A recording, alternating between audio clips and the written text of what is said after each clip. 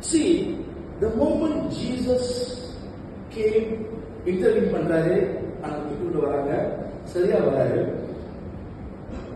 அந்த தாய் பார்த்து சொன்னாரு, அழாத. கிட்ட வந்த உடனே, the moment when Jesus came, actually didn't touch the body. He didn't touch the body. அவர் வந்து வாலிபன் தொடர, அது வாலிபன் பேசுற. You know what he did? He touched the coffin. அந்த வசனம் சொல்லுது, அவர் பாடையை தொட்டார், அது சுமந்தவர்கள் என்றார்கள். See, இதுவரையிலும் அவனை சுமந்து கொண்டு போய் கொண்டிருக்கிறது அந்த பாடை. ஏதோ ஒண்ணு இன்னைக்கு நம்மளை அறியாமையிலேயே நம்மளை சுமந்து கொண்டு போயிருக்கு. கர்த்தர் உண்மையிலே பார்த்தா அந்த பயணம் விடணும்.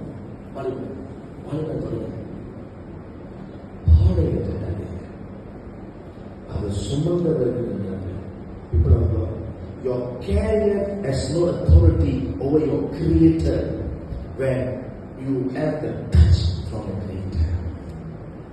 என்னைக்கு உங்களுடைய சிருஷ்டிகர் உங்களை தொடுகிறாரோ, நீங்க எது உங்களை சுமந்து கொண்டு போதோ, the Bible clearly says the carrier began to stood still. அவர்கள் அப்படி நின்றார்கள். அப்படின்னா ஏதோ ஒரு பாடதான் இவனை புதைக்கவும் குளிக்கும் கொண்டு போய் கொண்டிருக்க.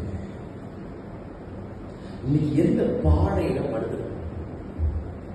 ஏதோ ஒரு பாடை நம்மளை சுமந்துட்டு போயிட்டு. இயேசுவும் அவனை கூட சேர்ந்து போடல.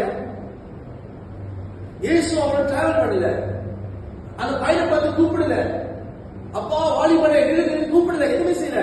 அவர் வந்தாரு, பாடையை தொட்டாரு.